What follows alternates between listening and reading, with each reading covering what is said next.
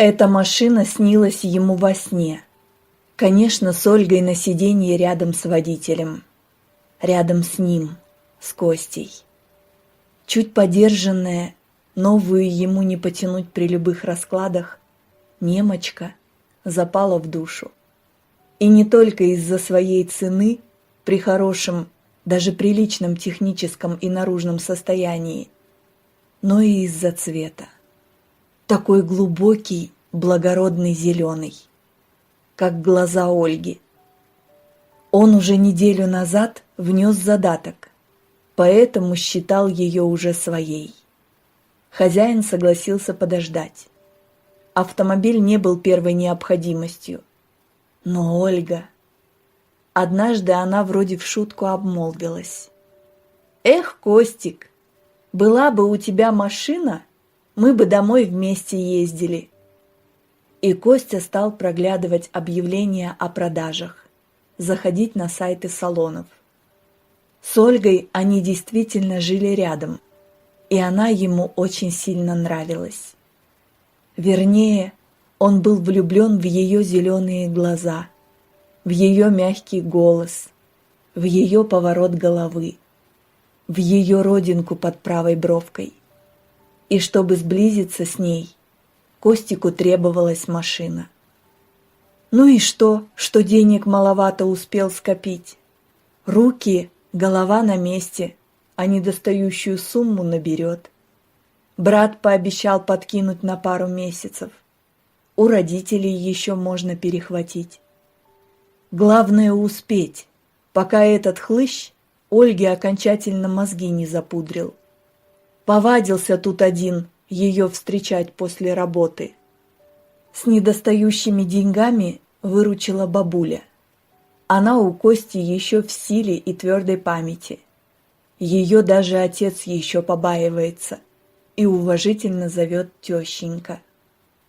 «Хоть ты и нехристь, ни одной молитвы не знаешь, в церковь не ходишь, но послушай меня, Костик», передавая деньги, завела разговор бабушка.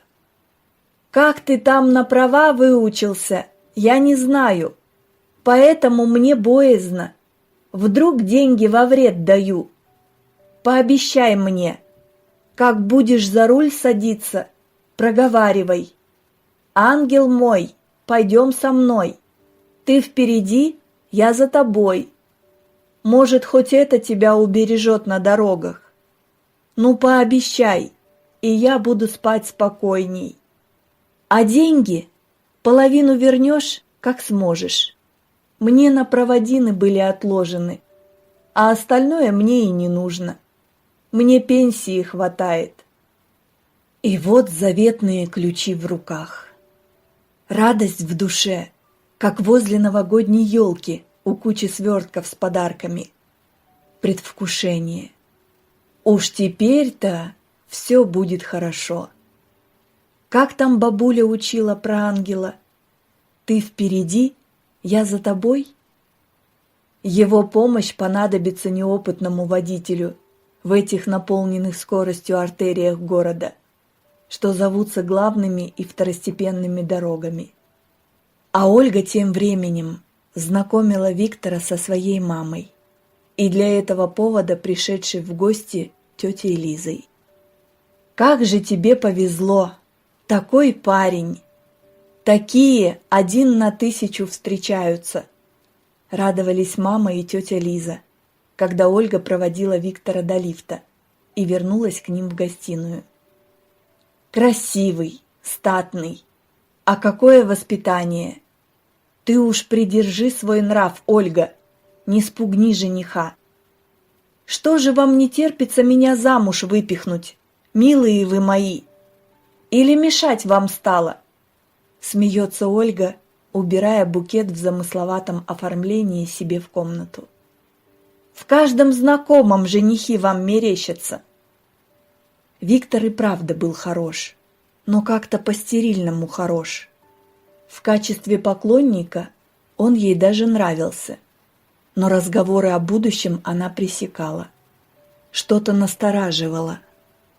Вчера нечаянно сильно хлопнула дверцей машины. Виктор слова не сказал, но так крепко сжал зубы, что скулы обострились на злом лице. Через секунду он уже с улыбкой ей мягко сделал замечание, но она успела увидеть то, что он не хотел бы показывать – раздражение. А эти его одноразовые пеленочки поверх чистых ковриков под ногами. Говорят, у собачников вся машина в шерсти, а пес у Виктора уже 14 лет. Но его сложно представить в салоне машины хозяина, где нет ни одной шерстинки. Ольга бы почувствовала. У нее сильная аллергическая реакция на шерсть животных, и любить она их предпочитала на картинках и мемах. Может, по этой причине она мягко отказывалась от приглашения в гости к Виктору. А может, боялась оказаться в безукоризненно чистой и образцовой квартире своего парня. Об аллергии Виктору она ничего не говорила. Не хотела показаться не столь совершенной, как он. В понедельник Костя еще обдумывал, как подойти к Ольге и предложить ее подвезти до дома. Боялся отказа. Наверняка этот мистер Совершенство за ней заедет. Зря боялся. Виктор позвонил и извинился, что встретиться у них не получится. У него неприятное событие. Вчера вызывал ветеринара к своему Рему. У того проблемы со здоровьем, и он перестал выдерживать между двухразовым выгулом. Да и есть плохо стал. Сегодня придется усыплять. Собачий доктор не помог. Сказал, что просто старость. Когда к ее столу подошел Костя, ей нужно было хоть кому-то выплеснуть горечь разочарования. А Костя ей всегда нравился. Такой спокойный парень. У нее давно с ним дружеские отношения сложились. Еще с первого дня, как он пришел к ним в отдел. Ты представляешь, он своего пса усыпляет. Того, что почти с детства с ним. Теперь я понимаю, почему он маму к сестре в деревню на свежий воздух переселил. Наверное, тоже мешать стало.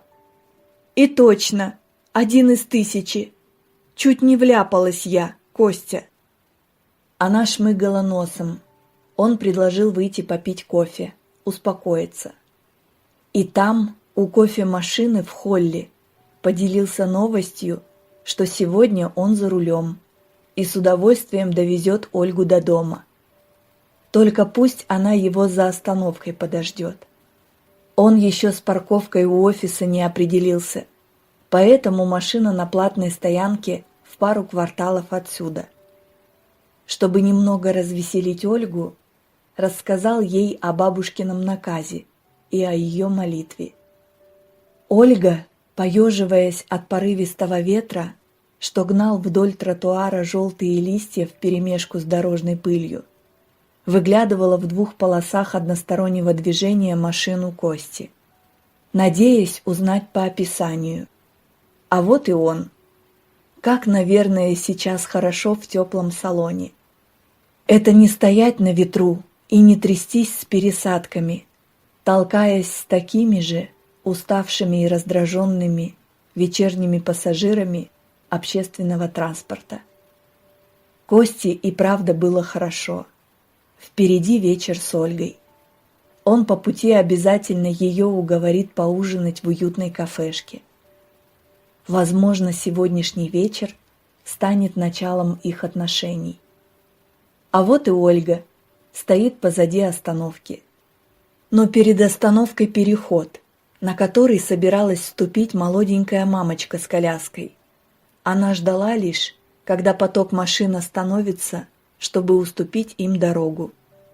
Начал тормозить заранее, чтобы она поняла его намерение и начала движение. Коляска легко катилась на вышарканных и слабозаметных полосках зебры. Стоящая аккуратная немочка Кости закрывала ей часть дороги, а он в зеркало обзора уже заметил по левой полосе летящую на дурной скорости инфинити. Она словно распласталась по дороге, наслаждаясь своей мощью, превосходством и безнаказанностью. Сигналить мамочке она лишь ускорит шаг, злясь на нетерпеливого водилу. Тем самым прямиком подтолкнет коляску под летящую инфинити. Упомянуть ангела Костя не успел, он лишь прошептал: «Ты впереди, я за тобой», и резко вывернул руль влево, чуть ослабляя давление на педаль тормоза. Ангел не обиделся, что Костя так фамильярно с молитвой. Наверное, поэтому удар был не очень сильным. Тот лихач успел нажать на тормоз. Если коляску он не видел, то вставшую на его пути машину Кости не заметить было трудно. «Ну вот, видимо, не суждено мне тебя на машине до дома повозить», стоя в ожидании эвакуатора и глядя на искореженную кучу металла, горько пошутил Костя. «Я так надеялся тебя в кафе завести сегодня. Я на многое надеялся, когда покупал эту машину, но, как видишь, и бабушкина молитва не помогла». «Ничего себе не помогла! Ты о чем?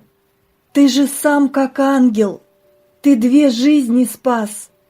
А про кафе? Как там бабушка учила? Ангел мой, пойдем со мной. Ты впереди, я за тобой. Веди меня, мой ангел, хоть куда веди. Я теперь всегда буду за тобою». Дорогие друзья, если вам понравилась эта история, подписывайтесь на наш канал, ставьте лайки и пишите свои комментарии. Всего вам самого доброго!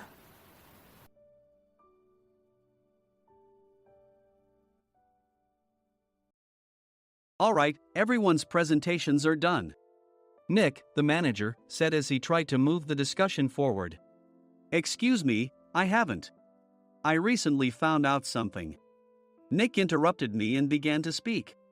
There's apparently someone in this department who didn't graduate high school and is just a part-timer. Meetings should be for employees only. Absolutely right. His lackey, Mike, of course, agreed with Nick. I'm leaving. After leaving the meeting room, I started to shut down my computer. I noticed that an email had arrived, not in my personal inbox, but in the company's shared email. Thinking, there's no point in speaking up, no one will listen, I went home quietly. The next day, I heard a commotion from Nick's desk. He was staring at his computer screen, his face pale. "Nick, is something wrong?" Mike looked at the screen with him. And he turned even paler than Nick. Why is he so angry? Knowing the reason for Mike's distress, I thought to myself, serves them right. My name is Adam. My mother passed away when I was in the 9th grade, and I was raised by my father. Well, you could hardly call it being raised. After my mother passed, my father changed. He drowned his sorrows in alcohol, and though he still went to work, he squandered our living expenses on horse racing. Because of that, I had to start working part-time as soon as I entered high school. Every month, I went to the convenience store with bills in hand that couldn't be auto-deducted from my father's account. Even though I endured it because I didn't want to be alone, I reached my limit in my 2nd year of high school and dropped out. I found a live-in job at a distant inn. Thank you for everything. The day I left home, my father, still staring at the TV, spoke. Take care. That was our last conversation. Back then, 18 wasn't the age of majority, so I needed my father's permission to work, and I couldn't hide my place of employment. Yet, my father never visited me even once. I kept working just to survive, and before I knew it, I was 42. Years of hard work paid off, and I was transferred to the headquarters. I was thrilled to be recognized by the company, as I thought I'd be working in the field until retirement due to my lack of formal education. Listen up. Our work can change the future of our employees. Don't drag us down. On my first day after the transfer, Nick, dressed in an expensive suit, spoke sternly. There was a reason for this. Our inn was located in a prominent tourist destination, known so well that everyone in the state could sing its commercial jingle. At its peak, we had 5 locations within the state. But that was long ago. Due to financial difficulties and aging facilities, only the place where I had worked for many years and the original establishment remained. I was prepared to lose my job anytime, but now there was a glimmer of hope. With the rise of social media, the tourist area where the inn was located started gaining attention again. Depending on how hard the sales department, where I was transferred, worked, we could either thrive or be forced to give up this prime location to the new hotel chains continuously popping up. For Nick, who had switched careers from another industry to strengthen our sales, this was a battle he couldn't afford to lose. I understood why he had to be strict. "I will do my best." Nick sneered at my enthusiastic declaration. "Did you not hear what I said?" "I'm sorry." I thought I was listening carefully. Out of habit from years of customer service, I apologized reflexively, though I had no idea what had offended him. Someone was watching me with a smirk. In this department, there are those who are expected to excel and those who have been shoved here because they have nowhere else to go. You are the latter. It was Mike, the section chief. He's 7 years younger, at 35. But he was called to headquarters much earlier than I was and had been moving around within the headquarters ever since. I'm not jealous, but I can't accept that he's my boss. Graduating from a prestigious university, he has an unusually high pride and caused many problems as a newbie, making things very difficult for me when I was the front desk leader. When I found out Mike was transferred to the sales department a month before me, I was disheartened.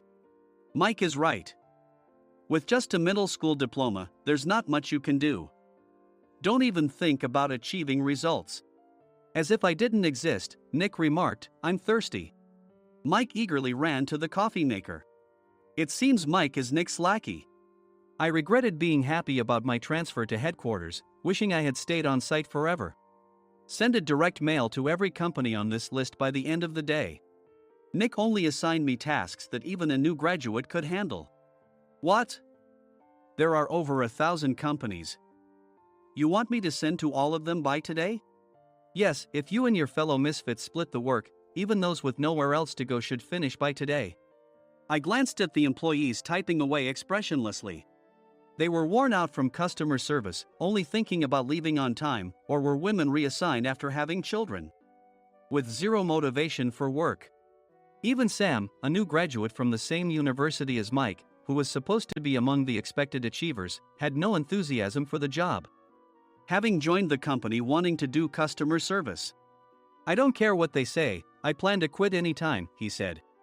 Only Nick and Mike were highly motivated, making all the decisions between the two of them. I originally only wanted to work at the inn to survive and had no particular attachment to this job. I swallowed my words, thinking I had no right to reprimand them. About a month after the transfer, Nick told us with a frustrated look, "To commemorate the 50th anniversary, we've decided to create a plan exclusive for one group per day." Originally, Mike and I were supposed to come up with it, but our president, Mr. Thompson, insists on hearing everyone's opinions. "So, you all get a chance." As Nick explained, Mike began handing out prints. "Make sure not to embarrass Nick. If your ideas are half-baked, you'll have to redo them." It seemed that they had printed his handwritten notes by Mr. Thompson, which included several questions and a section for free responses. It made sense why Nick had to seek our input, given that all responses had to be submitted to Mr. Thompson. We were given a week to think about it, and a meeting was scheduled to compile our ideas. My plan is to let guests enjoy both the old and modern America. Nick began the presentations. Guests would watch a master confectioner at a nearby traditional sweet shop make sweets in front of them. The welcome drink would be premium tea in a bottle. Nick's plan was certainly attractive. After his presentation, Nick called on us to present in the order we were seated. Just as I stood up for my turn. "All right, everyone's presentations are done." "Excuse me, I haven't. I recently found out something." Nick interrupted me.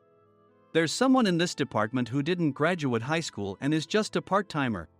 He was likely talking about me. I joined the company as a part-timer and was made a full-time employee when I turned 20. That was 20 years ago, so Nick and Mike probably had no chance to know until recently. Meetings should be for employees only. Absolutely right.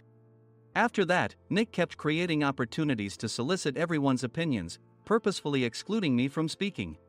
The meeting unexpectedly heated up and went past the scheduled end time. A few people asked to leave, and the discussion continued with the remaining few. Still here? Normally, you'd leave in that situation. Though I had no attachment to the job initially, hearing kind words from customers made me want to make them happier. For someone like me, with nowhere to go, the inn was my home and customer service was my life. I felt pathetic about my current self. I'm leaving. I left the conference room and started shutting down my computer. I noticed an email had arrived, not in my personal inbox, but in the company's shared email. Thinking no one would listen to what I had to say anyway, I quietly went home. The next day, while preparing the DM as instructed, I heard a commotion from Nick's desk. In his haste to stand up, he hit his knee on the desk. He stared at his computer screen, his face pale. Nick! What's wrong? Mike, thinking he should be the first to rush over, approached Nick while still wearing his coat. He peered at the screen with Nick. And he turned even paler than Nick. Why is he so angry? Who is responsible for this company? Nick, more irritated than ever, asked, and Mike answered without checking. Probably Sam. Sam wasn't there because he was attending a morning training session for new hires. Nick gave up on getting angry and returned his gaze to the screen. They were looking at an email that arrived right after the end of the working day yesterday. Apparently, no one, including me, had checked it before leaving. The email was from a large company that used us for their annual employee trips. The president and executives of that company also frequently used our services personally. President of the company, Mr. Mason himself, had declared that neither he nor his company would ever use our services again. Well, some companies cancel their employee trips or stop using our services due to financial struggles. Let's just move on. Mike kept wiping the sweat from his forehead with a handkerchief. Knowing why Mike was so agitated, I quietly watched their interaction. Do you know how much revenue we get from that company?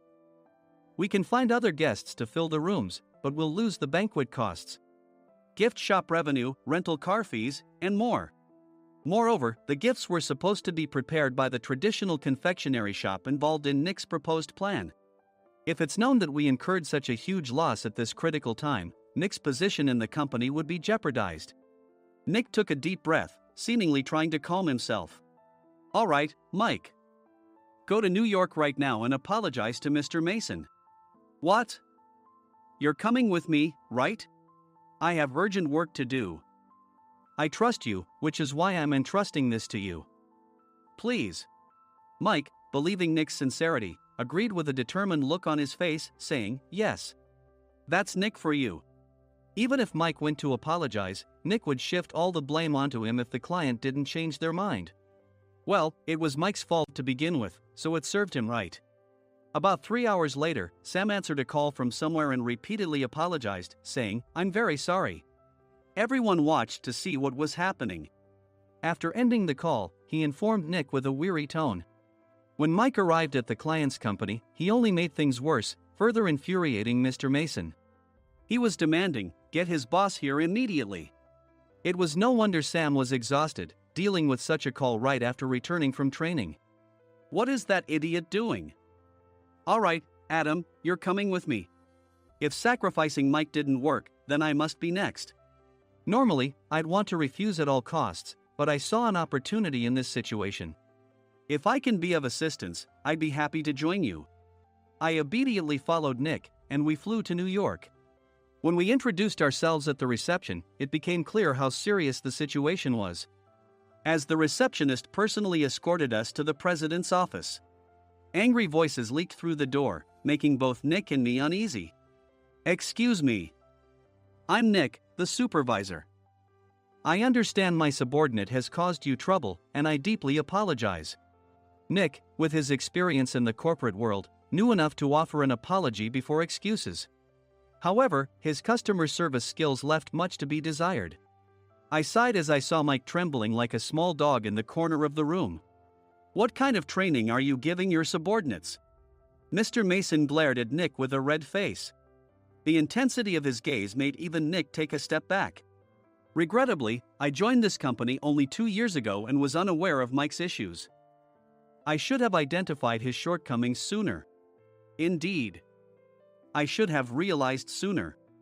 No sensible person would come to apologize and then give a lengthy presentation on the drawbacks of not using their in. Nick froze, his mouth slightly open. Suspecting the worst, I picked up the documents that had fallen to the floor. It seemed Mike hastily prepared these documents on the plane, listing the disadvantages. Disadvantage 1: if you change the venue for the company trip, employees might suspect it's for cost-cutting reasons, leading to a negative impression. Reading it aloud half-jokingly, Nick snatched the papers from my hand and checked the contents with a furious expression. Among the stack of documents was a receipt from a nearby convenience store's copy machine. I felt a pang of dread, hoping he hadn't shown the receipt as well. What do you think he said when I asked what kind of nerve he had to do this? I'm very sorry. Faced with the dire situation, Nick must have thought there was nothing left to do but apologize. In a voice smaller than I'd ever heard from him, he uttered words of apology. He said, "I'm a Harvard graduate. I don't believe I said anything wrong." Mike! What have you done? Forgetting his plan to pin the blame on Mike, Nick yelled loudly, even in front of Mr. Mason. "I didn't do anything wrong." "You're still saying that? Look at him." Mike pointed at me with a shaking hand. "I was assigned to headquarters in my 20s and now I'm a section chief. This guy only made it to headquarters at 42. Everything I've done proves I was right. So why are we losing the contract?" Having said his piece, Mike collapsed to the floor. "Of course. You were sent there because you had nowhere else to go." Mike never expected to hear such words from someone he looked down upon. He lunged at me, and Nick hurriedly stepped in to stop him. "Mr. Thompson told me Mike is a quick thinker, and to take good care of him." There's no way he was pushed aside. "Don't make things worse here. He didn't say quick thinker, he said only quick-witted, didn't he?" I don't remember that part. I recalled the many troubles Mike caused when he was a newbie. When Mike was on the front line, his pride was so high that he never apologized to customers. Customer service, especially in our job, doesn't work alone. It brings both good and bad situations. If the front staff or housekeepers made mistakes, or the cleaning company didn't properly clean a room, one had to apologize to the customers regardless of personal fault. Mike, in such situations, would never apologize, insisting he wasn't at fault. This often angered customers, and as the front desk leader, I frequently had to apologize on his behalf. He caused complaints and disrupted operations, which is why he was quickly moved to headquarters. In departments where he didn't interact directly with customers, his quick thinking was beneficial and things went well. But it seemed his flaws were starting to show. Corporate reservations are supposed to be entered into the system by the sales representative. But a quick check yesterday revealed that more than 10 items were missing from the client's reservation. The handover document clearly stated what needed to be prepared. Why didn't you enter it into the system? Why do we have to give them special treatment? Filling rooms near the banquet hall, setting up all the food in advance. Specifying the brand of wine, they're too demanding. No wonder he always angered customers, I thought, feeling a headache coming on. Grouping them in rooms near the banquet hall is for our benefit too. It makes it easier for the staff to set up beds and serve breakfast since everyone's schedule is synchronized. As for the other requests, Mr. Mason suggested them to lighten our load. I didn't know that. Nick finally seemed to realize that Mike was the one who had angered the client. What did you say to them? I just told them we wouldn't give them special treatment anymore. We shouldn't waste effort on things that don't bring in money. I was utterly exasperated at his lack of understanding of customer service. Of course, we shouldn't comply with unreasonable demands. But carrying over successful practices from past stays makes customers feel remembered and enhances their experience. Good memories encourage repeat visits. That's part of our job. I looked down at Mike, who was sitting on the floor. In our job, nothing is a waste. Mr. Thompson likely moved you to the sales department, hoping you'd finally understand this. How do you think he feels now that you failed to meet his expectations? Mike, tears in his eyes, fled the president's office. I was amazed he still hadn't apologized. You have it tough, Adam. It's okay, we're all employees of the same company. I deeply apologize for this disrespectful incident. Especially after all the care you've shown us. If it weren't for you, Adam, I really would have stopped staying here. When I heard you were moving to the sales department, I was willing to reconsider if you handled it. Seeing us talk so amicably, Nick's face contorted. Do you two know each other? Adam's service is excellent. I always requested him specifically. Normally, we don't accept specific staff requests, but we made an exception for Mr. Mason, adjusting my shifts accordingly. He had personally stayed at our hotel just before my transfer, and during casual conversation, I mentioned, I'm moving to the sales department soon. If I hadn't told him then, things could have been much worse. Please continue to take care of us. I look forward to it. On the return flight, Nick awkwardly offered me a can of beer. It's still working hours. Of course, I had no intention of forgiving him for a single beer. Nick might try to pin everything on Mike and avoid any consequences. While pondering this, a startling fact came to light. Nick, the tea bottles for the plan have arrived. I handed Nick a bottle labeled with our inn's name. They look good. What are you talking about? These are plastic bottles.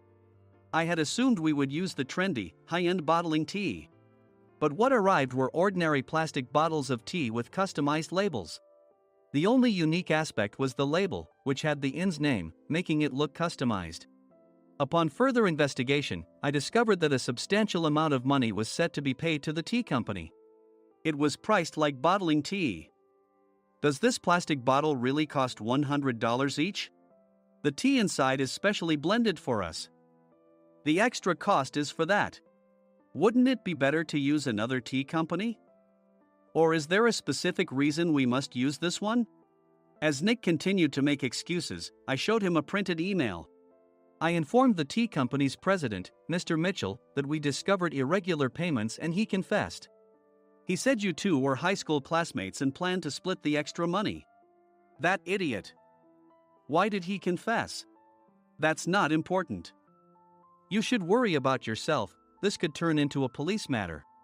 Opening the bottle cap, I suggested. How about calming down with this tea? It supposedly has a relaxing effect. Nick drank the tea frantically. In the following days, decisions were made about their fates. Mike was reassigned to the General Affairs Department, with no chance of transfer or promotion, as per Mr. Thompson's orders. As for Nick, since the payment to the tea company hadn't yet been made, he narrowly avoided legal trouble. Instead, he was encouraged to leave the company, and to avoid further complications, Nick submitted his resignation. Rumor has it that connections between HR departments have made it difficult for him to find new employment. Even though it was good to have those two gone, something unexpected happened in the sales department. Everyone became motivated and united in refining the 50th anniversary plan. In the end, my plan was adopted. We collaborated with the Tourist Information Center to provide personalized guides. The plan, tailored to the number of guests, was truly special for the 50th anniversary. Hey, is Adam's family coming to stay? I immediately booked that special plan for my family. Sam noticed it on the reservation list and quickly picked up on it. Yes, I'm inviting my father. That's great. I might invite my parents too. I lacked the courage to face my father just as Adam. But here, with the confidence Mr. Mason praised, I felt ready. The 50th anniversary plan was a perfect opportunity to reconnect with my father. I hoped to bring back the days when we could laugh together as we once did.